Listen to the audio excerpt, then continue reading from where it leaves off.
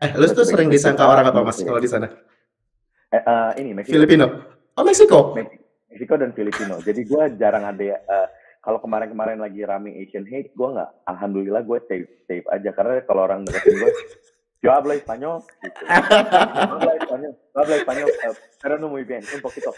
Gitu. Kalau misalnya perbedaan besarnya, kan jelas banget ya, di Jakarta tuh hidupnya nyaman, privilege banget. Gue punya supir, gue punya asisten rumah tangga, gue punya asisten pribadi, gue punya manajer gitu ya. Dan gue kerja di entertainment. Gue nggak pernah berurusan dengan office staff dan segala macam. It's all handled by my team. Gitu. Nah, di New York City, semuanya sendiri saya gitu. Gue mau mulai dari nol banget di sini. Selamat datang di podcast Hidup Sepenuhnya.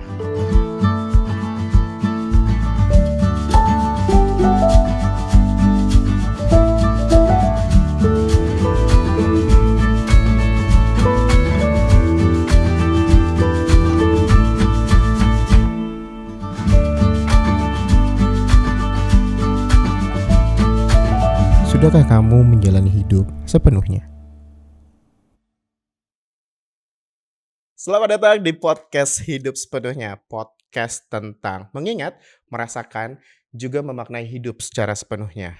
Kali ini kita bersama bintang tamu yang nun jauh di sana. Kalau kita ini sekarang udah malam, tapi di sana itu udah pagi sepertinya. Halo Mas Ihsan, apa kabar? Hai Ki, halo semuanya yang lagi nonton. Gue menyapa penontonnya, pendengar siapa, punya sapaan khusus enggak? Belum Mas. Kita karena baru beberapa episode belum ada sapaan khusus. Kecuali Mas Ihsan mungkin punya ide. Ide ada. Waduh. Pokoknya semua sekarang gue duitin karena hidup di New York City mahal. Enggak bercanda. Oke. Mas Ihsan, gue tuh pertama kali ngeliat lo, tahu lo tuh dari O Channel dulu bareng sama Melanie Ricardo. Dan itu tuh bener-bener kayak, cir nih orang julid banget gitu. Udah gitu Melanie Ricardo juga, wah gila nih dua orang ngeri banget gitu kalau misalnya ngebahas artis-artis yang punya kasus dan segala macam.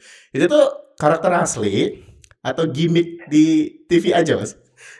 Gila, lo menyebut O Channel dan program infotainment pertama gue di TV yaitu adalah Lu Lebay, berarti ketahuan umur lo berapa.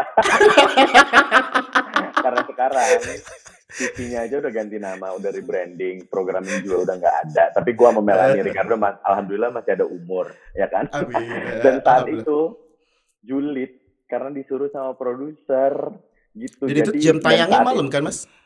Iya, makanya namanya lullaby. Lullaby kan di bahasa Inggris artinya nina bobo kan, lullaby. Jadi berita gosip ini akan menina bobokan kalian gitu sebelum tidur. Makanya tayangnya di jam orang mau tidur gitu. Jadi banyak yang nonton gitu. Dan saat itu early stage of our career banget. Jadi masih berani komentarin artis A, B, C gitu. Setelah itu kan makin banyak kenal, makin temenan. Nggak berani udah. belum banyak beban karena belum kenal sama artis-artis itu ya. Iya, benar dulu gitu. Tapi pernah gitu. ada yang sampai negur lu gitu nggak sih, Mas? Karena ada berita yang lebih, nah boleh diceritain nggak, Mas? Gue langsung to the point ke situ. Oke, jadi buat yang nggak tahu, dulu ada satu infotainment namanya O Channel, namanya Lu Lebay, tayangnya di O Channel TV. Itu local TV Jakarta punya, tayangnya jam 9 malam. Hostnya gue dan Melanie Ricardo. Briefingnya adalah, harus julid ya gitu. Terus kayaknya sebelum Instagram dan TikTok naik ya Ki ya, kalau nonton dulu kayak sosial media apa kali Facebook doang. Nah, terus kalau balik lagi ke pertanyaannya, pernah ada artis yang komplain atau tidak? Pernah. Ada satu artis, clue-nya ini artis baru nikah kemarin, baru banget kemarin. Gue seneng banget dia ngasih clue-clue gitu nih.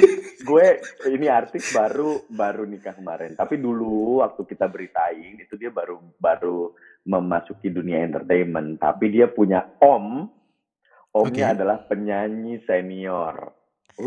Nepotisme. Enggak ada yang gitu. Gini ya, masih julid.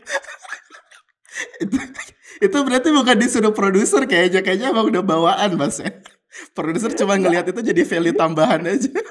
Tapi Tapi emang anak ini juga berbakat. Cuman karena briefingnya gue disuruh julid, gue sama Melanie, siapa sih ini kok dia mulu beritanya, gitu kan. Tiba-tiba Omnya telepon ke gue pribadi. Habis itu gue bilang, Om, nggak nih ngomong Om Melanie nih, tuh gue takut. Nggak ada. Mas, berarti mengawali karir tuh sempat ikut audisi Indonesian Idol juga berarti ya di tahun 2005 ya? Astaga, lama banget ya. 2005 tuh berapa puluh tahun yang lalu sih? Tadi gue ngobrol sama anak 2005, berarti sekarang umurnya udah 17 tahun. Udah punya KTP. My God. 2005 ya? 17 tahun yang lalu, cuy. 17 tahun yang lalu. Banget. Itu Indonesian Idol angkatannya. Angkatannya almarhum. Angkatan 2 ya? Iya, angkatannya Mike almarhum Mohede. ya. Mike Mohede. Gila, dulu gue ingat banget tuh momen itu 2005 tuh gue saat itu pekerjaannya adalah sebagai penyanyi kafe. Jadi 2005 itu beneran masih sangat muda lah gue tuh masih kerja serabutan tapi se-happy itu karena kerjanya beneran sebagai penyanyi kafe saat itu. Jadi gue dari kafe ke kafe, dari panggung kawinan ke kawinan, dari sunatan, nggak ada terus sunatan. Sunatan gak cuma kawinan hajatan ya? Jadi pas dipotong gue nyanyi. Kalau nggak salah bayaran fee-nya tuh kulit sunatannya kan Mas? Aduh. Buat digoreng kasih kerupuk, gue kasih lo lagi pada syuting. Enggak. Gue khawatir nih podcast bicara soal hidup sepenuhnya, tapi dari tadi kita belum ada isi yang gimana. Lo yang bawa ya. Sorry. The leader. Gue wow, beban jadi di gue deh. Oke. Terus lanjut. Iya betul. Jadi saat itu lagi jadi penyanyi kafe dan pokoknya panggung ke panggung lah kayak sinden lah. Pokoknya duit gue semua dari situ. Nah terus kan Indonesian Idol baru ada di Indonesia. Tadinya kan American Idol kan, terus Indonesian Idol ada season 1 ikutan juga, gagal dari awal ya kan. Terus nyoba lagi di season 2, nyobanya bahkan yang season kedua itu beneran gak ada ekspektasi. Kalau lagi season 1 mah beneran out dan siapa. Kalau season 2 2005 itu gak ada ekspektasi. Malamnya aja gue masih party, masih karaoke sampai serak-serak, terus besoknya audisi, ternyata rezeki dari situ. Long story short, dari berapa babak, gue kalah di babak semifinal waktu itu di 24 besar sebelum ke-12. Jadi gue tidak merasakan panggung spektakulernya Indonesian Idol tuh belum gue injek Balai Sarbin itu. Gue kalah di studio RCTI gitu. Nggak ada orang Indonesia nggak demen sama gue, dilepeh. Gak suka sama lo gitu. Yang voting gue doang sama keluarga gue ya kan, gue beliin pulsa semuanya. Masih zaman voting ya, masih zaman SMS-an ya. Kalau sekarang tuh voting udah via digital. Iya, benar. Satu kali teks 2.000, mahal tahu. Jangan lupa dengan pajak Mas, jadi 2.250. Nah, tuh gitu. Jadi intinya kalah di situ. Terus salah satu jurinya kalau ingat namanya Mbak Mutia Kasim. Masih ingat. Nah, Mbak Mutia Kasim itu salah satu juri yang ditakuti dan disegani saat itu karena mulutnya julid dia kan sama peserta. Tapi Mbak Mukas adalah ibaratnya the queen of broadcasting di Indonesia. Dia memimpin beberapa radio besar di Indonesia. Terus gue bilang, Mbak, kalau gue nggak menang ini, gue mau jadi penyiar radio. Gitu. Terus Mbak Mukas juga bilang, kayaknya lo lebih cocok jadi pelawak deh daripada jadi penyanyi gitu. Gue mau sakit hati tapi dipuji. Gitu. Jadi entertainer tuh nggak mesti jadi penyanyi, bisa juga jadi pelawak. Gue rasa lo lebih cocok jadi yang kedua. Gitu komentar dia ngelihat gue abis nyanyi. Aduh, gimana? Kenapa Mas? Kenapa dia bisa berkomentar bahwa Mas Iksan tuh bisa cocok jadi pelawak gitu? Emang pembawaannya waktu di panggung tuh emang kocak atau? Itu mungkin yang dia lihat, kan gue nggak tahu. Yes, gue yes. masih ibaratnya gue saat itu masih anak remaja, remaja. Masih raw gitu kan, jadi kayak yang bisa ngelihat potensinya orang lain gitu. Nah Mbak Mukas nih kebetulan Mutia Kasim tuh dia kayak suka talent scouting penyiar, ketemu banyak orang, dia lihat yang mana yang talented menurut dia gitu. Jadi dia bilang kayak gitu ke gue. Nah terus setelah kalah di babak semifinal 24 besar itu, dia beneran bantu, dia beneran kirim email, dia ngajakin gue siaran di radionya dia. Jadi gue memulai karir sebagai penyiar radio pertama kali adalah di Hard Rock FM, 87.6 Hard Rock FM gitu. Gimana Mas? Station ID-nya masih ingat ya? 87.6 Hard Rock FM, this is your only lifestyle and entertainment station. Lo juga penyiar radio kan, Ki? Gue di kampus, masih penyiar Oh, di radio kampus. Nggak apa-apa. Namanya juga judulnya yang penting radio, gitu kan. Betul. Title belakangnya aja beda, radio kampus. Mau julid tapi nggak enak. Ki jangan mati Ki ngobrol-ngobrolnya. It's okay mas. Justru seru ngobrol kayak gini. Oke mas, berarti jadi penyiar radio itu akhirnya yang memulai karir Mas Ihsan di dunia entertainment. Di dunia entertainment. Sorry, di dunia entertainment kan. Akhirnya Ya. Dari penyiar radio abis itu kemana mas? Udah situ aja gue. Jadi penyiar radio, terus tiba-tiba jadi voice over talent.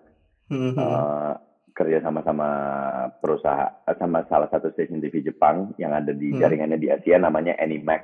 Kalau orang yang suka anime pasti tahu Animax. Nah, Animax itu butuh suara untuk bukan dubbing tapi voice over untuk promo komersial mereka dalam bahasa Indonesia. Dari gue siaran radio sampai sekarang gue di New York City, pekerjaan itu masih gue jalanin. Kebayang nggak, udah berapa belas tahun kontraknya dijalanin terus. Jangan-jangan lo yang nyanyi lagu-lagunya manga Tsubasa. Enggak, bukan. Naruto. Maaf kalau gue. Jadi ini promo komersialnya misalnya kayak Kapten Tsubasa setiap Jumat jam 8.30 malam hanya di Animax gitu. Itu semua dimulai karir seperti itu dari penyiar radio. Habis itu nge-MC. Belajar semuanya step by step journey-nya. Habis itu udah masuk ke TV. Nah, program TV pertama gue adalah Lullaby Channel TV bareng sama Melanie gitu. Itu berkesan banget sih mas buat gue. Waktu itu nonton itu kayak anjir nih dua orang julid banget gitu. Melanie Ricardo dan Ihsan Akbar. Mas dengan semua itu sebagai penyiar udah pernah, penyanyi juga mengawali karir juga jadi penyanyi. Tentunya hidup enak dong ya di Indonesia. Bisa dibilang hidup enak. Itu hidup yang sangat nyaman dulu tuh. Benar. Gini, enggak, point of view-nya tuh beda-beda. Lo bilang hidup gue enak tuh dari mana? Pekerjaannya, yes of course enak. Lo kebayang nggak gue bisa pakai celana pendek, ketemu orang ketawa-ketawa, ngobrol-ngobrol, dengerin musik sebagai penyiar radio, terus gue dibayar. Bercanda aja kerjanya. Orang kenal, terus gue dibayar. Enak nggak? Enak. Tapi kalau dilihat dari sisi, lo mesti bangun pagi, dan lo ada beban dari pengiklan, dari radio tuh kan ada bosnya juga ya, ada station manager, ada surveinya juga. Apakah lo harus nge-grab pendengar? Ngerti nggak? Ada tanggung jawab juga di kita, nggak cuma asal goblek ngomong gitu. Nah, kalau dipikirin dari situnya kan beban. Gitu kan? Jadi menurutku di umur sekarang gua ngelihat hal-hal tuh ada point of view-nya beda-beda gitu. Nyaman ya sangat nyaman sekali, dari money wise tuh nyaman. Terus pekerjaan juga nyaman gitu. Tapi bebannya juga oke, tinggi gitu. Ya itu orang yang nggak ngelihat proses itu sih mas, cuma ngelihat hasilnya aja sih ya. Betul. Dengan kehidupan yang bisa dibilang nyaman mas, ngapain sih ke New York? Apa yang dikejar di New York sih sebenarnya? Itu mungkin jadi pertanyaan beberapa orang karena setahun terakhir mas ya pindah ke New York. Setahun setengah, iya. Udah setahun setengah. Apa yang dikejar mas di New York dengan kehidupan yang sebenarnya udah enak di Jakarta? Ngapain memulai lagi dari awal di New York? Gak ada yang dikejar-kejar banget justru. Ini adalah jadi gini. Saat itu di Jakarta beneran karir lagi sangat oke. 2 tahun yang lalu ya. 2 tahun yang lalu lah ya. Ya beneran lagi sangat oke. Pegang program TV yang besar juga ada. Cuman kepotong semua pandemi aja gitu. Jadi gue gak kekurangan apapun. Even orang pandemi semua pada sibuk saving money, terus ketakutan nih pekerjaan gimana. Saat itu alhamdulillah rezeki gue lancar banget. Karena gue pegang salah satu program dari e-commerce di Indonesia. Dan itu beneran source of income yang mengalir banget karena semua dilakukan secara virtual. Jadi gue bilang gila ini e-commerce ini beneran my savior gitu. Nah, apa yang dikejar kalau misalnya teman-teman yang udah kenal gue dari dulu, gak tahu kenapa, emang gue gila-gila pengen tinggal di luar negeri. Jadi setiap liburan, pulang dari, ya kan emang anaknya senang traveling. Sendiri juga Mhm. jadi gue gitu kan. Traveling aja sendiri, nggak usah nungguin orang gitu kan. Traveling jauh-jauh. Terus setiap ngelihat kehidupan di luar negeri itu kayak, ih, apa rasanya ya tinggal beneran jadi orang lokal, hidup di luar negeri itu kayak apa gitu. Mhm. Ingin sekali kayaknya gue, apakah gue bisa hidup sepenuhnya kalau gue tidak tinggal di Indonesia gitu. Gila, MC banget sih masukin kata-kata hidup sepenuhnya. Ya. I got it still. Thank you, Mas. Oke, terus Jadi terus terus? apakah gue bisa gitu? Nah, jadi setiap pulang liburan, temen-temen gue selalu bilang gue pengen banget deh tinggal di London, pengen banget tinggal di New York, pengen banget tinggal di London, pengen banget tinggal di New York, selalu dua kota tersebut. Bahkan di mobil gue di Jakarta ada mainan kecil di dashboard, bukan Mhm. boneka dashboard yang bisa goleng-goleng gitu ya, bukan. Ada satu ada satu London bus yang Heeh. double decker merah sama New Heeh. York yellow cab bersebelahan ada di dashboard. Itu mainan gue dan gue taruh di situ. Gue nggak tahu kalau anak Gen Z bilangnya oh manifestasi, ya kan, afirmasi Manifestasi. positif. Kejadian tuh tinggal di New York, makanya teman-teman deket selalu bilang gila dijawab sama Tuhan doa lo di umur yang sekarang gitu. Jadi kalau pertanyaannya apa yang dikejar, mungkin gue menjalani mimpi gue yang saat itu dipinginin gitu. Terus yang dikejar banget sekarang justru nggak ada, nggak mau seambisius itu, menjalani hidup dengan santai. Let it flow. Karena ini juga sebenarnya di New York City kan backup plan. Aslinya nggak di sini, gitu rencananya. Silakan Pak, masuk ngomong. Saya out. Gue nunggu tadi kapan berhentinya. Tapi lu percaya soal ini gak sih, Mas? Kayak the power of ngomongin aja dulu gitu. At least kayak kadang-kadang tuh orang suka takut gitu untuk kayak ngomong dulu buat even ngomongin mimpinya atau nggak usah ngomongin mimpi jangka panjang lah. Untuk yang jangka pendek aja kadang-kadang orang suka takut gitu. Kayak, ah udahlah nggak mungkin. Udahlah gue yang real-real aja gitu. Kalau Ihsan Akbar tuh nggak kayak gitu ya? Iya Iksan, gue seneng ngomongin mimpi. Orang-orang tuh takut ngomongin mimpi, lebih berani ngomongin orang, ya kan? Ngomongin teman sendiri. Lo balance ya, Mas? Ngomongin orang juga. Nah, kan paling enak. Ngapain gue ngomongin binatang kalau lagi kumpul? Nah, ngomongin orang, ngomongin mimpi, ya ya. Iya Ngapain gue betul ngomongin betul. binatang? Nggak, jadi gue orangnya, ya sebut aja dulu, siapa tahu doa. Ini gue akan ini kan. Dan itu terjadi beberapa kali, jadi gue kalau ditanya percaya atau nggak, percaya banget.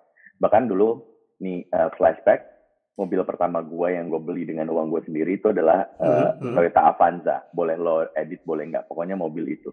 Setelah itu gue seneng banget mobil Mazda CX-5 saat itu, warna putih. Detail, pingin banget itu.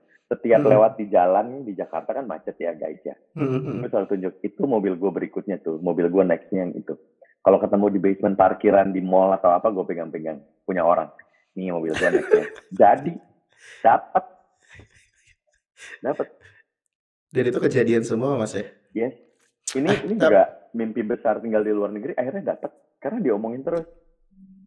Iya sih, tapi mimpi untuk tinggal di luar negeri kan pada akhirnya ternyata nggak senyaman itu juga kan, Mas? Berarti lo tuh harus ninggalin semua kenyamanan lo di Benar. Jakarta. Gue melihatnya, walaupun gue saat ini belum senyaman itu, kan nggak mudah ya tinggal di luar negeri. Baru setahun setengah, ya kan? Dan gue student masih. Jadi, kalau gue lihatnya dari, oh mimpi gue ternyata kesampaian nih, gitu. Dan gue melihatnya adalah, gila, I got to live another life. Not only in my comfort zone, ya maksudnya nggak cuma di zona nyaman gue yang kerja di depan TV, dan itu terus yang gue kerjakan, dan gue punya kesempatan hidup lagi dengan gaya hidup yang berbeda dan semuanya. If you take it as a blessing, it's a blessing. Jadi gue grateful aja sekarang. Oh gini toh hidup di mana orang-orang tuh nggak kenal lo mukanya. Oh gini toh hidup sebagai minoritas. Lo orang Asia, Asianya bukan Asia, kita Southeast Asian malah ya kan. Lu tuh sering disangka orang apa, Mas, kalau di sana? Ini Meksiko. Filipino. Oh, Meksiko. Meksiko dan Filipino. Jadi gue jarang ada kalau kemarin lagi rame Asian hate, gue nggak. Alhamdulillah gue safe aja karena kalau orang deketin gue, yo habla español, gitu. Habla español, pero no muy bien, un poquito. Gitu. Defensif lo gitu ya, jadi aman ya untuk. Iya, benar. Jadi ditanya lo bisa bahasa Spanyol nggak? Rata-rata orang nyangkanya Filipina atau Meksiko. Gitu. Oke, Mas, ya, terus. Jadi hidup sebagai minoritas tuh I take it as a blessing aja. Oh, jadi lo nggak gede kepala, tau nggak lo? Kalau lo di kampung lo doang, lo gede di kampung lo doang gitu ya. Kadang-kadang orang tuh ada beberapa orang yang kepalanya gede udah ngerasa dirinya paling benar. Coba lo tinggal di Betul. belahan bumi yang lain, terus lo jadi minoritas. Udahlah gue Southeast Asian dan gue Muslim, ya kan. Muslim. Terus nggak ada keluarga. Orang-orang rata-rata pindah negara, diajak suaminya, nikah, terus udah gitu atau sama istrinya atau disponsorin kerjaan. Ini gue kagak coy, sendiri aja, gitu. Jadi nggak jago kandang doang ya, Mas? Mas Ihsan, gue mau nanya juga kalau misalnya lu tuh percaya dengan support system nggak? Percaya dong, percaya Di banget, hidup penting. di hidup lo siapa yang akhirnya selalu support lo untuk ngejar mimpi lo untuk tinggal di luar negeri, untuk melanjutin studi di luar negeri? Itu pernah keluarga atau teman-teman atau justru ada orang-orang tersendiri yang selalu nge-influence Mas Ihsan? Satu, bokap. Kedua adalah sahabat gue yang udah kayak kakak gue sendiri. Ada namanya Joanna. Jadi cuman dua orang itu udah support system gue banget. Nah kalau bokap tuh familiar dengan cerita hijrah ke luar negeri gitu. Karena dulu sahabatnya dia juga ada yang cerita hidupnya sama seperti gue. Justru yang menahan adalah nyokap dari dulu. Kenapa baru di umur sekian gue berangkat ke luar negeri? Karena dari dulu nyokap tuh nggak rela. Tapi kalau bokap sangat suportif, pergi sana, gak usah pulang juga nggak apa-apa. Bokap gue gitu, pergi sana, gak usah pulang nggak apa-apa, kirim duit aja gitu. That's the point ya, yang penting kirim duit aja walaupun jauh dimanapun. Nah Mas Ihsan tuh juga yang dekat sama nyokap ya. Kalau gue sempat kepoin beberapa vlognya tuh kayak, wah lucu banget kalau sama nyokap. Lagi nyokap tuh juga punya darah Betawi kan. Benar. Apa Jadi rasanya Mas ninggalin keluarga, terutama nyokap? Gue waktu itu gue pergi saat nyokap udah nggak ada. Jadi itu makanya 2 tahun lalu mah berat banget sebenarnya. Cuman gue berhasil cover, nggak semua orang tuh tahu karena gue punya trust issues lah. Maksudnya gue lebih seneng venting, curhat, share sama support system gue yang terdekat. Dari dulu nyokap nggak pernah setuju gue pindah ke luar negeri. Tapi di tahun-tahun terakhir hidupnya itu gue bilang, Mama, ini saat ini uangnya udah cukup, ya kan, untuk cover kehidupan nyokap bokap di Jakarta dan cover kehidupan gue di luar negeri dan untuk gue sekolah. Usia gue tuh nggak nunggu. Ini before gue turning 40, gue harus jalan. Kalau nggak sekarang mau kapan lagi? Telat nih semuanya gitu. Terus nyokap akhirnya dengan berat hati mengikhlaskan, tapi nangis terus. Tapi dari dulu dia selalu ngucap sih kayak, lo baru boleh keluar negeri nanti deh kalau gue udah mati. Kan Betawi ya. Ngomongnya jadi asal goblek. Nyablak aja. Kalau gue udah mati baru lo ngelang-lang buana no kemana terserah lo. Gitu ngomongin.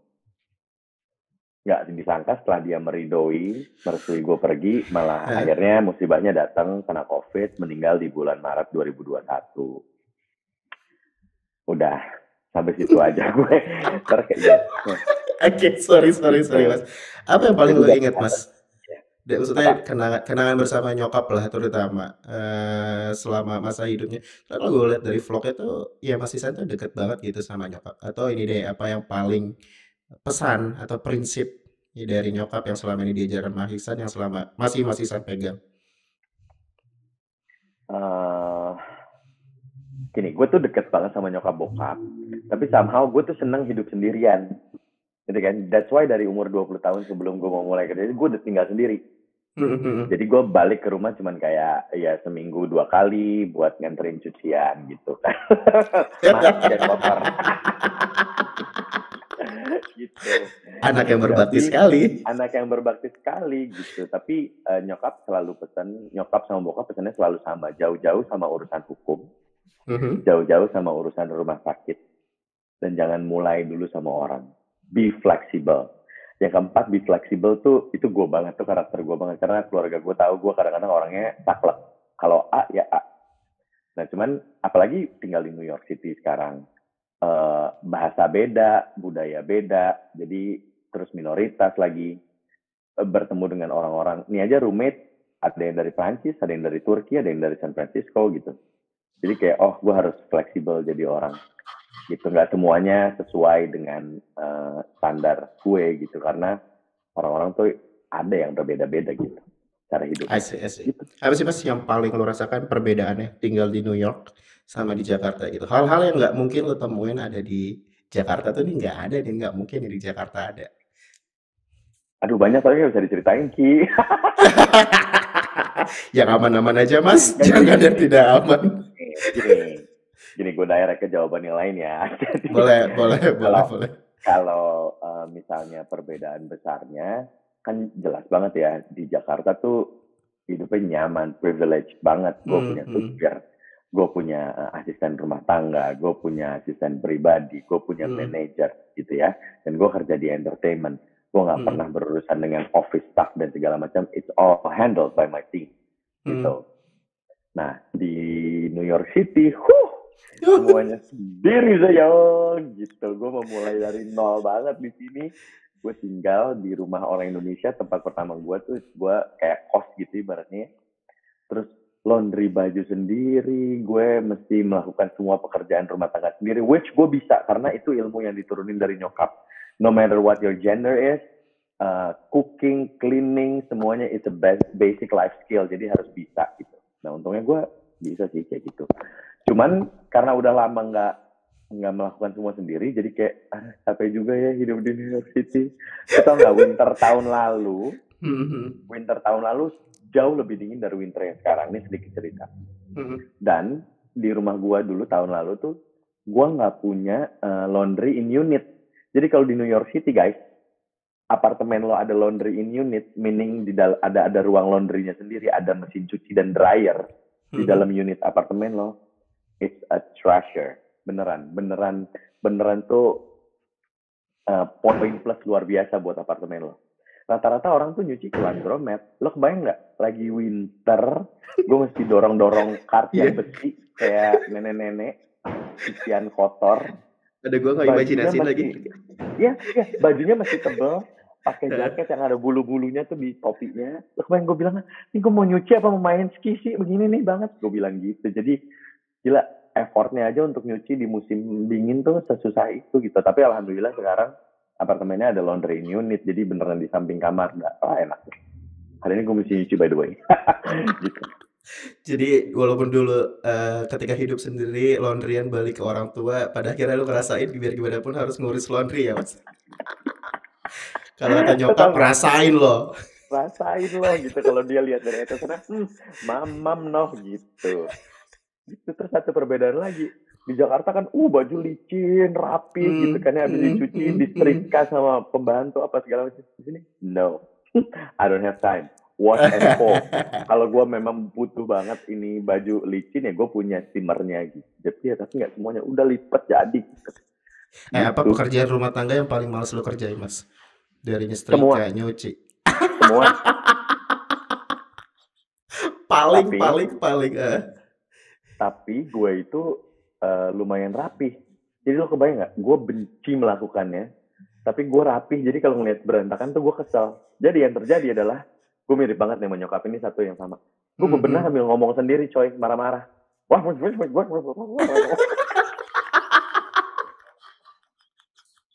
Kayak gitu. Saking keselnya, tapi semua rapih. Kontradiksinya di situ ya. Benar. Terus Mas, kalau yang lu harapkan untuk hidup di New York nih saat ini, lu tuh berarti akan long life di sana Mas, di New York untuk jangka panjang atau untuk cuman study aja?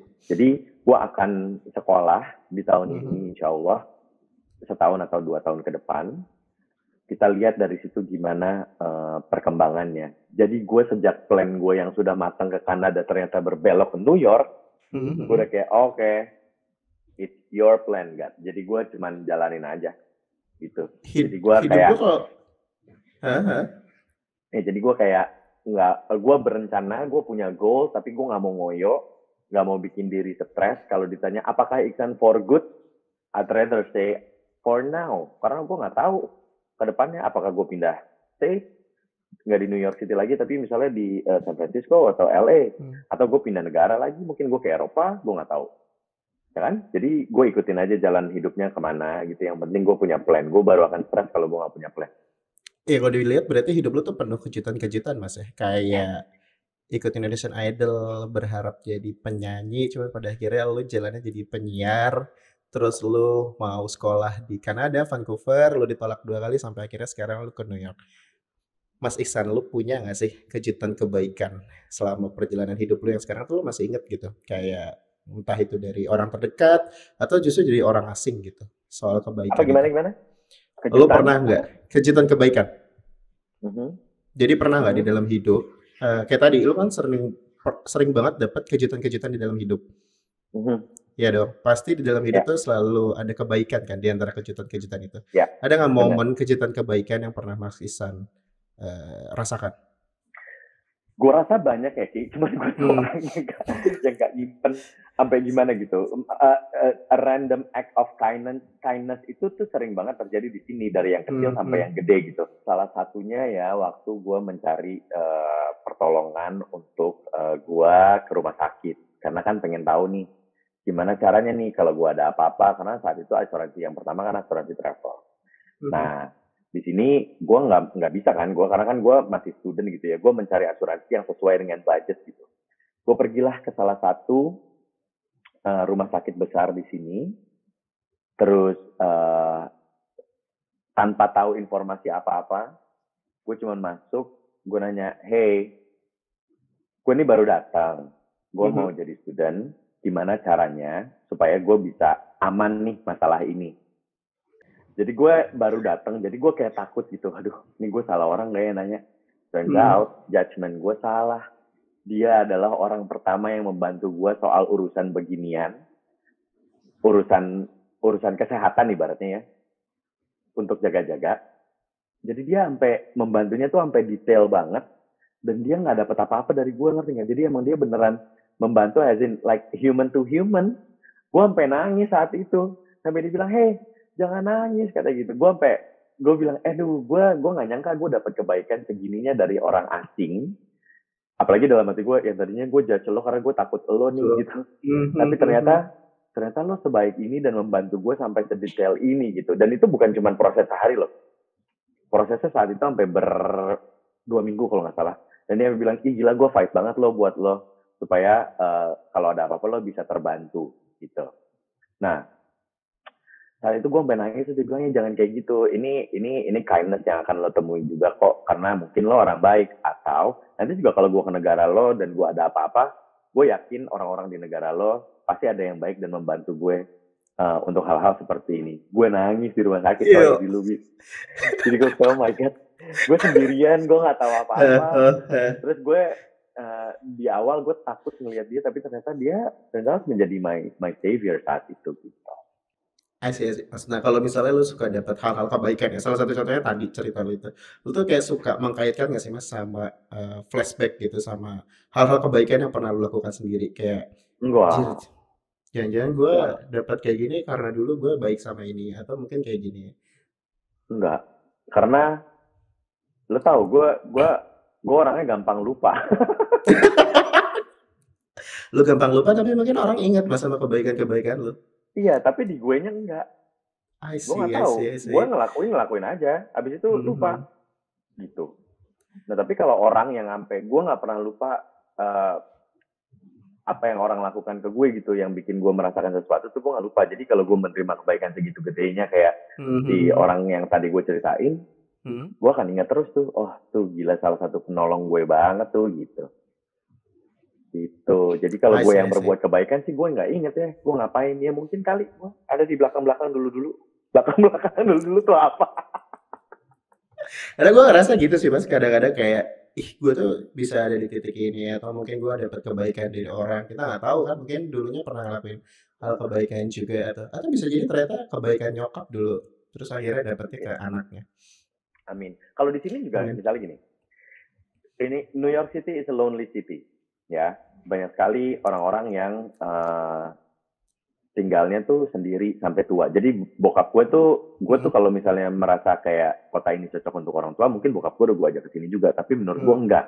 Orang tua tuh kesian banget kalau di sini karena semuanya tuh dilakukan jalan kaki dan sendiri. Enggak, semua orang individual di sini, nggak kayak di Indonesia kan ya ada plus minusnya ya. Kalau punya tetangga gitu kan, kadang bisa baik, kadang bisa kepo, mau tahu aja urusan orang. Kalau di sini Bener. kalau di sini tuh minding our own business. Jadi lo di sini kan transportasi umumnya subway, naik turun ya kan, ke tangga bawah tangan naik ke subway, MRT lah di Jakarta. MRT Jakarta mah bagus, masih baru. Coba subway New York, nggak semuanya. Nggak Sezong semuanya itu nggak sih, nggak Mas? jalan. Iya, sezong itu nggak sih? Iya, gua dengar dari beberapa cerita orang, terutama Panji yang ada di New York juga, cerita bahwa di subway-nya tuh ternyata nggak sebagus itu. Ada orang Emang nggak mabuk bagus. lah, ada Yes, pengemis yang tiba-tiba maksa lah mintanya. yes. This is a giant hole beneran New York City. Cuman, lo boleh edit lah, put gitu. Iya, oke, boleh. Cuman somehow energinya, diversity-nya tuh beda kota ini. Emang gue nggak tahu, dia punya charm-nya sendiri lah. Cuman kalau lo pikir segitunya enggak. Jadi oke, balik lagi ke subway. Lo bayang nggak kalau orang tua yang pakai wheelchair misalnya, atau orang tua yang pakai dorongan gitu jalannya, atau kan yang dorongan dia ada pegangannya tapi di bawahnya ada rodanya gitu.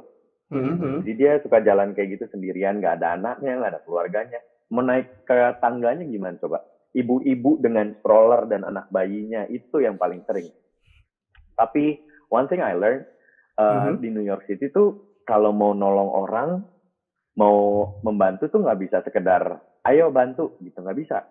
Jadi lo harus nanya dulu, do you need help? Jaga jarak, nanya dulu, do you need help gitu. Kalau dia bilang no I can do it gitu, oh ya udah, jangan lo deketin. Karena kita nggak pernah tahu, orang kan beda pikirannya sama orang Indonesia. Iya, culture yang beda banget ya. Di Indonesia tuh apa-apa pasti dibantuin, ditolongin.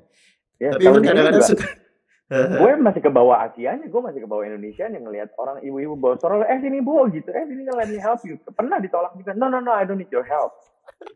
Lo gimana? Kan gue jadi kayak julid. Kan habis gue langsung, muka gue langsung gitu. Iya, lo udah berusaha untuk inisiatif nolongin, tapi gue malah ditolak. Karena mungkin mereka pride-nya tinggi, kayak gue nggak butuh bantuan lo, gue bisa. Atau mereka curiga, lo ngapain lo mau bantu gue, jangan-jangan lo mau ngapain gitu. Jadi pikiran-pikiran kayak gitu kalau tinggal di luar negeri, apalagi New York City yang diversity-nya dan diverse banget tuh, ada gitu tuh. Kalau gue minta untuk ngerangkum satu kalimat tentang New York tuh apa, Mas Isan? Boleh in English, boleh in bahasa. Gak kepikiran, Ki. Okay. New York is unforgettable. Gitu aja. Wow. New York is unforgettable. Either you're a tourist or you live here, it's unforgettable. Soalnya ada cerita temen gue visiting pertama kali sama keluarganya. Hari pertama, hari kedua langsung gue tanya, so how's New York? Dia bilang, kayaknya nggak gue ya, kota ini pace-nya terlalu cepat. Orang tuh kayaknya semua sibuk, crowded, berisik. Banyak sampah, wah kayak sibuk banget. Pulang ke Indonesia seminggu, wah kangen loh ternyata kota itu. Ada cerita-cerita kayak gitu juga ya, Mas. Ya. New York is not for everybody. Tapi New York is not for everybody. It's unforgettable. Yes. Ya lo orang. Oke, siap. Tapi New York jadi kota yang akhirnya buat semua orang untuk mengejar mimpinya, benar juga nggak sih, Mas? Benar. Menurut gua itu brand image gini. Gimana yang ngomongnya? Jadi image-nya New York City adalah the big city that ya seperti lagunya Alicia Keys ya kan. Kalau you make it here, you can make it anywhere. Pas dijalanin hidup sini kan, tapi kan gue juga baru ya, banyak orang Indonesia, diaspora Indonesia yang udah berjuta tahun kalian tinggal di New York, udah jadi fosil gitu. Ini dari cara pandang gue yang baru pindah gitu ya.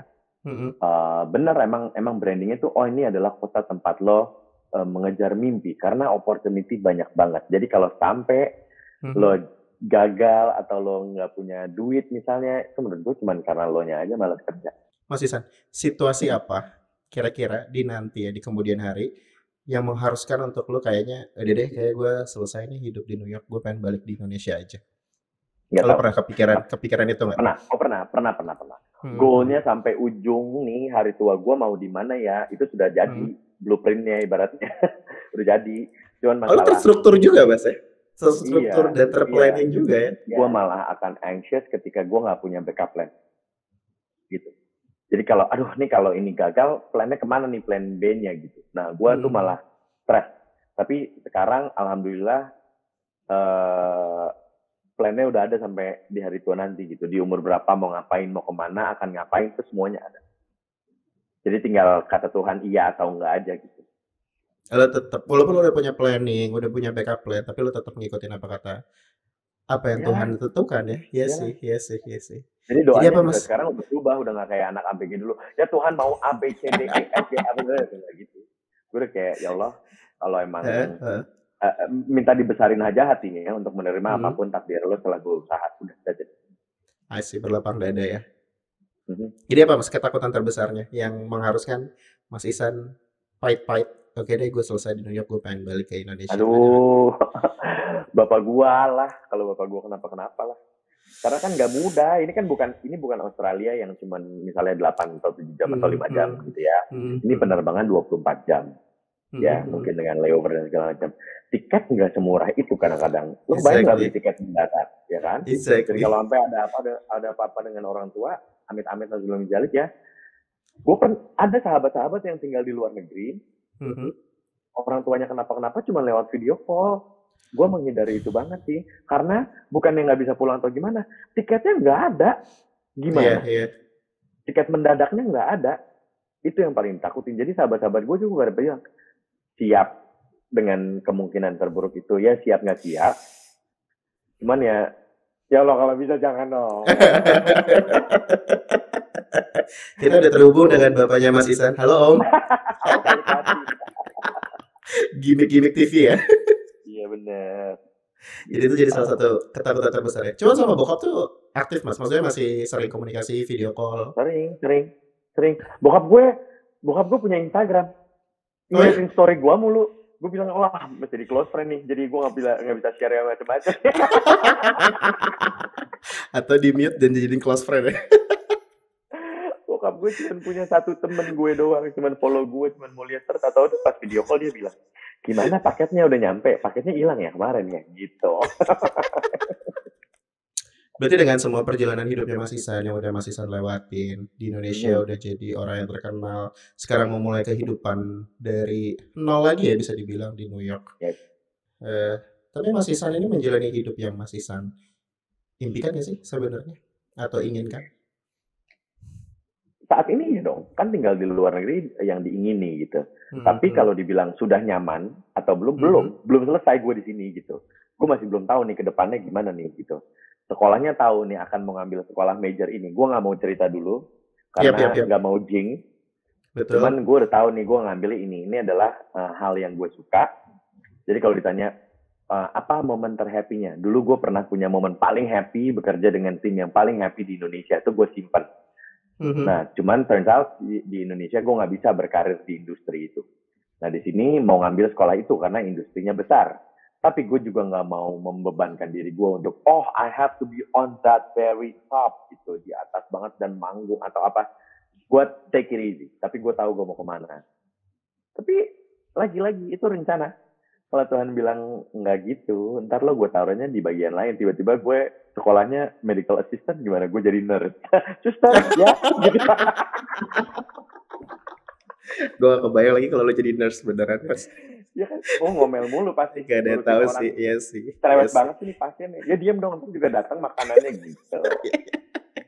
We never know. Jadi gue beneran, I'm an open book sekarang. Gue udah, dengan gue bisa meninggalkan zona nyaman di Indonesia dengan karir yang udah settle dan hidup yang nyaman. Dan gue ternyata bisa survive at least 1.5 years di New York City, di kota sebesar ini.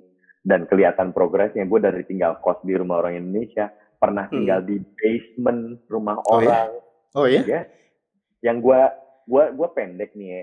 Heeh. Gue ngangkat tangan juga nggak bisa cuy, cuma segini. Jadi cuma sejengkal setengah ceilingnya. Tapi Adit. gak ada roommate Hah? gue tinggal sendiri.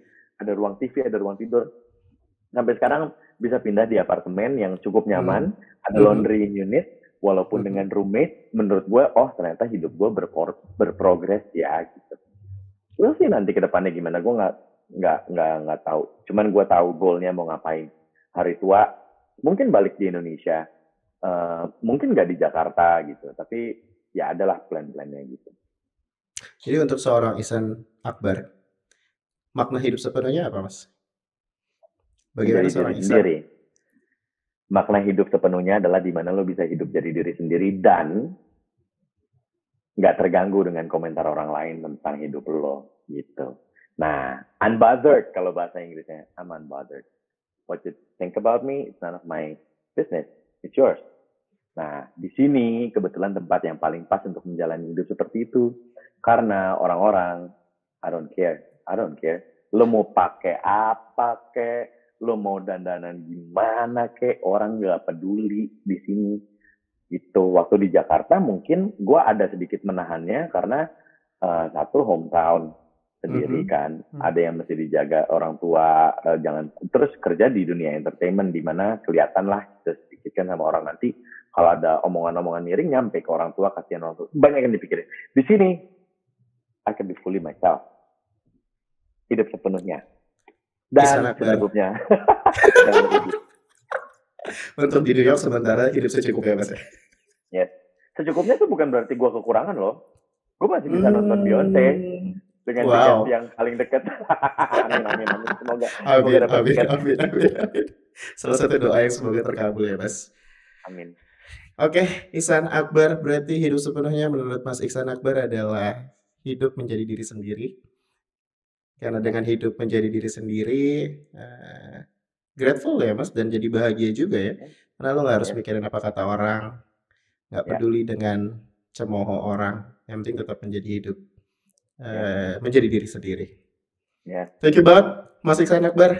Waktu kita tinggal 3 menit lagi, pas banget untuk selesai, banget. Kelas banget. Terima kasih banget. Semoga kita bisa ketemu secara langsung, Mas. Entah gue ke New York, amin, atau mungkin nanti Mas Ihsan main ke Jakarta, kita ketemu untuk ngobrol-ngobrol selanjutnya. Yes, let me know pokoknya kalau lo kesini, nanti kalau lo kesini terus kita bisa ketemuan dan butuh apa-apa, gue ayo bantulah. Mungkin waktu November kali ya, pas Badness New York Marathon kali ya. Nah, tuh bawa deh tuh timnya kan. Oke deh. Thank you banget udah ngebantu kita. Thank you banget buat ceritanya dan segala macamnya. Semoga apapun yang diinginkan, apapun yang diharapkan, yang udah di planning tercapai semua di New York, Mas. Amin. Kejar mimpimu, tapi jangan lupa untuk be humble, biarkan Tuhan yang menentukan. Thank you, Mas Ihsan. Terima kasih banyak. Oke. Sehat-sehat semuanya. Bye. Bye. Ihsan Akbar, kawan-kawan. Terima kasih. Sudahkah kamu menjalani hidup sepenuhnya?